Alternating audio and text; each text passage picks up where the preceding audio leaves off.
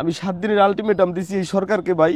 এটা হাসিনা বিদেশ থেকে এসে আগুন ধরাই দেয় নাই, জিনপুরিতে এসে আগুন ধরাই দেয় নাই ভাই, মানুষই আগুন দিচ্ছে। দেশের আইন শৃঙ্খলা রক্ষাকারী বাহিনীর প্রতি আমি শ্রদ্ধাশীল। 7 দিনের ভিতরে তারা খুঁজা তাদেরকে আইনের আওতায় যদি না হয়, দেশের মানুষকে যদি দেখানো না হয়, আমি একাই রাজপথে লড়বো, আমি একাই রাজপথে আন্দোলন করব। নমস্কার, আপনারা দেখছেন দ্য ইন্ডিপেন্ডেন্ট বেঙ্গল। আমি শিবম। এবার বাড়ি পুড়ে ছাই হয়ে গেল জনপ্রিয় কন্টেন্ট ক্রিয়েটার কাফির। কে এই কাফি? কেন একে নিয়ে হঠাৎ করে আমি ভিডিও বানাতে বসলাম? কারণ যখন ছাত্র আন্দোলন শুরু হয়েছিল তখন ধারাবাহিকভাবে এই মোহাম্মদ ইউনূসের সরকারের একাধিক ছাত্রনেতাকে দিনের পর দিন প্রশ্রয় দিয়ে গেছিলেন এই কাফি। ফেসবুকে একের পর এক পোস্ট করে মানুষকে জড়ো করা এবং হাসিনার বাড়ি যেভাবে লন্ডভন্ড করা হয়েছিল তার পিছনে কিন্তু এই জনপ্রিয় কন্টেন্ট ক্রিয়েটারের হাত ছিল বলে বাংলাদেশের একাধিক মহল মনে করেন। সেই কাফির বাড়ি এবার কার্যত পুড়ে ছাই হয়ে গেল এবং সেই ভিডিও আবার কাফি নিজের সোশ্যাল নেটওয়ার্ক সাইটেই পোস্ট করলেন। ভাবলে অবাক লাগে, যিনি দিনের পর দিন হাসিনার বাড়ি পুড়িয়েছেন, হাসিনা বিরোধী ষড়যন্ত্রে সরাসরিভাবে যোগ দিয়েছেন এবং হাসিনার বিরুদ্ধে মিথ্যে কথাগুলোকে সাধারণ মানুষকে সোশ্যাল নেটওয়ার্ক সাইটের মাধ্যমে দিনের পর দিন গিলে খাওয়ানোর চেষ্টা করেছেন, তার বাড়ি এবার বাংলাদেশে কার্যত দাউ দাউ করে জ্বলল। কাফি কিছুই করতে পারলেন না এবং মিডিয়ার সামনে কাঁদতে কাঁদতে বাইট দিলেন এইটি নাকি সরকারের ব্যর্থতা। আমি সরকারকে 7 দিন সময় দিচ্ছি, তার ভিতরে আসল অপরাধীদের চিহ্নিত করা হোক এবং আমার বাড়ি পোড়ানোর পরে যত টাকা সম্পত্তি ক্ষতি হয়েছে সেই ক্ষতিপূরণও করতে হবে মোহাম্মদ ইউনূসের সরকারকে। আমি 7 দিনের আলটিমেটাম দিছি এই সরকারকে ভাই। এটা হাসিনা বিদেশ থেকে এসে আগুন ধরাই দেয় নাই, জিনপুরিতে এসে আগুন ধরাই দেয় নাই ভাই, মানুষই আগুন দিচ্ছে। দেশের আইন শৃঙ্খলা রক্ষাকারী বাহিনীর প্রতি আমি শ্রদ্ধাশীল। 7 দিনের ভিতরে তারা খুঁজা তাদেরকে আইনের আওতায় যদি না হয়, দেশের মানুষকে যদি দেখানো না হয়, যেহেতু আমার পরিবারকে মাইরে ফেলার চেষ্টা করা হয়েছে, সেহেতু তারা খুনি, তাদের যদি ফাঁসিতে না ঝুলানো হয়, 7 দিনের ভিতরে আমার এই পুরা বাড়ি ছড়ায় যদি পূর্ণ বাড়ি গঠন করার কার্যক্রম হাতে না নেওয়া হয়, আমি একাই রাজপথে লড়বো, আমি একাই রাজপথে আন্দোলন করব। আরো ইন্টারেস্টিংলি কিছু বিষয় আমি আপনাদেরকে বলতে চাই। এই কাফি কিছুদিন আগে যখন 32 নম্বর ধানমন্ডির বাড়ি পোড়ানো হয়, তখন সস্তা জনপ্রিয়তার লোভে সেই বঙ্গবন্ধুর বাড়ির সামনে এসে জড়ো হন এবং সেখানে স্লোগান দিতে শুরু করেন। এবার বুঝতেই পারছেন বাংলাদেশের কিছু আহাম্মকের দল যারা এই ধরনের কন্টেন্ট ক্রিয়েটারদের দিনের পর দিন প্রশ্রয় দিয়েছেন এবং এরা যে বিদেশি অর্থের একটা পুষ্ট হয়ে দিনের পর দিন সাধারণ মানুষকে ভুল বুঝিয়ে হাসিনা বিরোধী ষড়যন্ত্রে লিপ্ত হয়েছেন, তা কিন্তু এরা সত্যি বুঝতে পারেন না। USAID এর একটা তথ্য দিয়ে আমি একটি ভিডিও এই চ্যানেলে ধারাবাহিকভাবে 2টো পর্বে দিয়েছি। সেখানে একটা লিস্ট দিয়েছিলাম যেখানে বলা হয়েছিল এই USAID এর টাকা জর্জ সরোজের ওপেন ফাউন্ডেশন দিনের পর দিন বিভিন্ন কন্টেন্ট ক্রিয়েটারদের দিয়েছে, এমনকি যারা হাসিনা বিরোধী র‍্যাপ গান গেয়েছেন, যারা সমাজে বুদ্ধিজীবী, যারা শিল্পী, তাদেরকেও নাকি ফান্ডিং করেছিল বাইডেন প্রশাসন। অর্থাৎ এই ধরনের বুদ্ধিজীবী, এই ধরনের ননসেন্স কন্টেন্ট ক্রিয়েটার যাদের দূরদর্শিতা সম্পূর্ণভাবে শূন্যে পৌঁছেছে, তারা এই ছাত্র আন্দোলনে সরাসরি ষড়যন্ত্রে কিন্তু মদত দিয়েছেন এবং একাধিক ছাত্র নেতাকে কার্যত খুশি করতে গিয়ে দিনের পর দিন নতুন প্রজন্মকে ভুল পথে চালিত করেছেন। এই কাফি কিন্তু এর মধ্যে উল্লেখযোগ্য। USAID এর তালিকা আগের ভিডিওতে আমি দিয়েছি, আপনারা গিয়ে দেখতে পারেন, তাহলেই বুঝবেন কিভাবে দিনের পর দিন এই সকল শিল্পী, বুদ্ধিজীবী এবং ধামাধরা শুধু কন্টেন্ট ক্রিয়েটারদের জনপ্রিয়তার সুযোগ নিয়ে বাইডেন প্রশাসন হাসিনা বিরোধী চক্রান্ত করে গেছেন। দেখি আমার বাড়ি ধাউ ধাউ করে জ্বলতেছে, দেখেন জ্বলতে জ্বলতে বাড়িটাই নাই।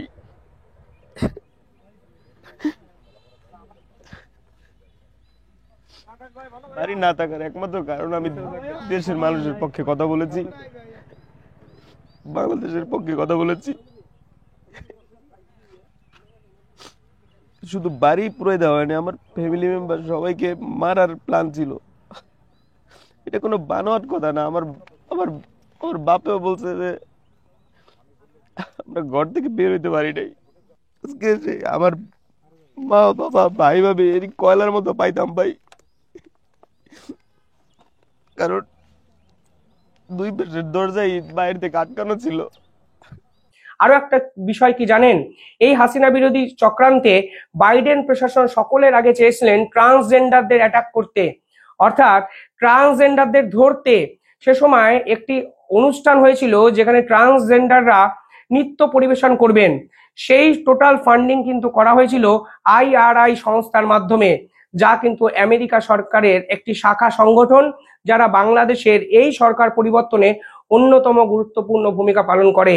অর্থাৎ যখন বিএনপি তাদের কর্ম 100% করতে পারলো না, যখন সামাজিক অস্থিতিশীল অবস্থায় পপুলারিটি হারাতে শুরু করেছে বিএনপি, তখনই কিন্তু এই সকল কন্টেন্ট ক্রিয়েটার, এই সকল ছাত্রনেতা এবং এই সকল আহাম্মকদের টার্গেট করত বাংলাদেশের সরকার পরিবর্তনের জন্য। তা কিন্তু ইলন মাস্ক আমেরিকার সরকারের এসে সম্পূর্ণভাবে এক্সপোজ করে গেছেন। এই কাফি 32 নম্বর ধানমন্ডির বাড়িতে এই 3 দিন আগে যে ঘটনা ঘটলো, সেখানে গিয়ে স্লোগান দিতে শুরু করেছিলেন। তিনি স্লোগান দিয়েছিলেন, দিল্লি না ঢাকা, হাসিনা হাসিনা, এসব কি সব উনি বলতে শুরু করে দিয়েছিলেন। এই ফুটেজ আমি আপনাদেরকে দেখাতে পারি, তাহলেই দেখবেন সরাসরি এই কন্টেন্ট ক্রিয়েটাররা বুঝতে পেরেছিলেন এখন বাংলাদেশের মানুষ আবেগ দ্বারা নিয়ন্ত্রিত হয়। তারা যদি ঢাকার বিরুদ্ধে কিছু স্লোগান দিই, মানে হাসিনার বিরুদ্ধে স্লোগান দিই, দিল্লির বিরুদ্ধে যদি স্লোগান দিই, তাহলে আমার জনপ্রিয়তা বাড়তে পারে।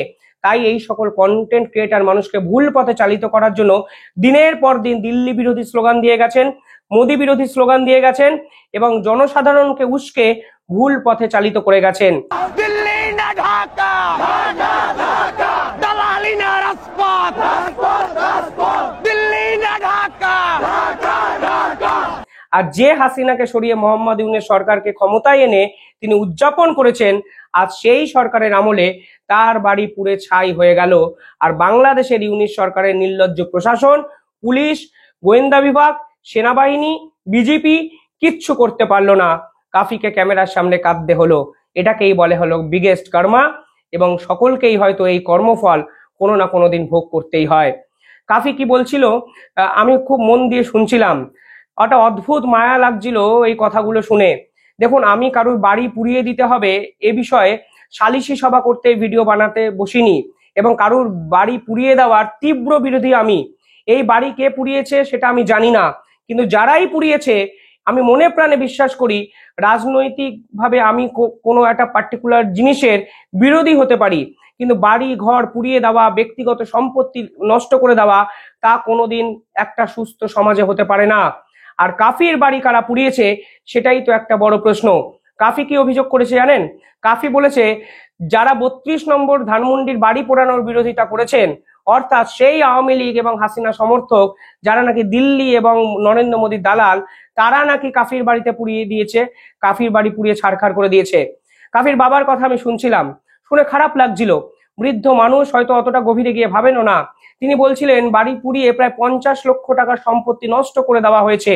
বাংলাদেশ জুড়ে আইন শৃঙ্খলার যে বর্তমান পরিস্থিতি, এই পরিস্থিতির যে আসল অবস্থাটা কি, তা হয়তো কাফির বাবার এই ধরনের কথাতেই কিন্তু সুস্পষ্টভাবে সমাজে প্রতিষ্ঠিত হয়।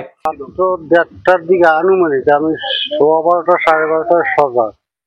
এরপর আমি সজাগ হয়ে গেছি, দেখি কেমন চালের উপরে আগুন, চালের উপরে পরিষ্কার হয়ে গেছে ঘর।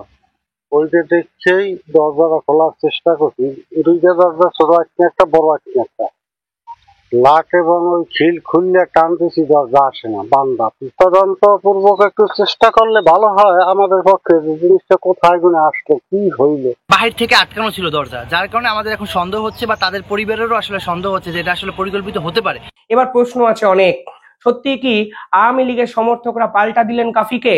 মানে আপনি দেশের ইতিহাসকে নষ্ট করবেন, দেশের ইতিহাসকে নষ্ট করার সময় দিল্লি বিরোধী স্লোগান দিয়ে মানুষকে ভুল পথে চালিত করবেন, আপনার মানে প্রবল জনপ্রিয়তা বাড়বে, আপনি বই লিখবেন, সেই বই মেলায় বই বিক্রি করে আপনি নিজেকে সস্তা পাবলিসিটির মোড়কে সেলিব্রিটি প্রমাণের চেষ্টা করবেন। কিন্তু যখন আপনার বিরুদ্ধে কেউ কথা বলবে, তাকে আপনার দেশের নির্লজ্জ সরকার জেলে ধরবে। তাহলে এই কাফির বাড়ি কি পোড়ানোটা বাংলাদেশের রাজনীতির কোন এক অশনি সংকেত? অর্থাৎ সাধারণ মানুষ যদি সত্যি এই বাড়ি পোড়ানোর সঙ্গে যুক্ত থাকেন, তাহলে কি ধরে নেওয়া যায় গাজীপুরের পর কাফির বাড়ি পোড়ানোর মাধ্যমে আসলে এই সকল সস্তা কন্টেন্ট ক্রিয়েটারদের পাল্টা দিতে শুরু করেছে বাংলাদেশের সাধারণ জনগণ, যারা আসলে এই ছাত্র সমন্বয়কদের এই রকম আচরণে রীতিমতো ক্ষুব্ধ। এবং USAID এর এই রিপোর্ট প্রকাশের পর যেভাবে কন্টেন্ট ক্রিয়েটার এবং র্যাপাররা, বুদ্ধিজীবী, শিল্পী, ট্রান্সজেন্ডাররা USAID এর অর্থাৎ আমেরিকার মদতপুষ্ট হয়ে হাসিনা বিরোধী ষড়যন্ত্র করেছিলেন, সেই খবর জনসমক্ষে চলে আসার পর আসলে সাধারণ মানুষের মোহভঙ্গ যে হচ্ছে তার প্রকৃত উদাহরণ কি এই কাফির বাড়ি পুড়িয়ে দেওয়া, সেই প্রশ্ন কিন্তু থেকে যায়। আর যদি কাফির বাড়ি পোড়ানোতে কোনো সাধারণ মানুষের যোগ না থাকে, তাহলে সরকারে থাকাকালীন কারা কাফির বাড়ি পুড়িয়ে দিল? অর্থাৎ কাফি যাদেরকে সমর্থন করেছিল সেই সমর্থকরাই কি কাফির বাড়ি পুড়িয়ে দিল? সেটা কি একটা গোষ্ঠীদ্বন্দ্ব, নাকি কাফির জনপ্রিয়তা একে অপরের থেকে ছাপিয়ে যাচ্ছিল বলেই কাফিকে আক্রমণ করা হলো? এই দুই প্রশ্ন কিন্তু আজকে বাংলাদেশে সব থেকে চর্চিত বিষয়। এবং কাফির বাড়ি যেভাবে পোড়ানো হয়েছে, আমার দৃঢ় বিশ্বাস অন্য শিল্পীদেরও হয়তো গলা শোকানো শুরু হয়ে গেছে। কারণ কিছুদিন আগে হুমায়ুন আহমেদের স্ত্রীকে গ্রেফতার করেছিলেন মোহাম্মদ ইউনূসের নির্লজ্জ প্রশাসন। আর কাফি তো মোহাম্মদ ইউনূসের এই দোসর, তারা তো বাংলাদেশের ষড়যন্ত্রের মূল হোতা। আর এই ষড়যন্ত্রকারী কাফির বাড়ি কারা পুড়িয়ে দিল, সেই প্রশ্নের উদ্ঘাটন মোহাম্মদ ইউনূস সরকারকে সহজে করতে পারবেন যদি তার নিজের দলের লোকই জড়িত থাকে জনপ্রিয়তা বৃদ্ধি পেয়ে যাচ্ছে বলে কাফির। অর্থাৎ একদম দুটো তত্ত্ব, সাধারণ মানুষ কাফিকে পাল্টা দিলেন, নয়তো মোহাম্মদ ইউনূসের ছাত্র সমন্বয়করাই কাফির বাড়ি পুড়িয়ে পরিষ্কারভাবে বার্তা দিলেন, বেশি উড়িস না, বাংলাদেশে যারা ওড়ে তাদের বাড়ি, তাদের ঘরদোর, তাদের স্বপ্ন, তাদেরকে এইভাবেই হয়তো দিনের পর দিন পুড়িয়ে ফেলা হয়। এবং যে কাফি মোহাম্মদ ইউনূসকে ক্ষমতায় আসার জন্য লড়াই করেছেন, আজকে সেই কাফির মতো ধূর্ত কন্টেন্ট ক্রিয়েটাররা দেখছেন তাদের বাবা ইউনূস ক্ষমতায় বসে বাংলাদেশকেও এইভাবে দাউ দাউ করে আগুনে পুড়িয়ে ফেলছেন। সাধারণ মানুষের কষ্ট আপনারা প্রচার করেন না, আপনারা জনপ্রিয়তার জন্য বঙ্গবন্ধুর বাড়ি আগুনে পুড়িয়ে দিল্লি বিরোধী স্লোগান দিয়ে হিরো হওয়ার চেষ্টা করলেন। আর আজকে গোটা বাংলাদেশ দেখলো বেশি উড়লে হিরো থেকে জিরো হতে মিনিট 5 সময় লাগে। আপনারা কি ভাবছেন? কোন তত্ত্বটা আপনার কাছে বিশ্বাসী মনে হচ্ছে? কমেন্টে জানাবেন। কাফির বাড়ি পোড়ালো কে? এই প্রশ্ন আমি আপনাদের উদ্দেশ্যে রাখলাম। ধন্যবাদ।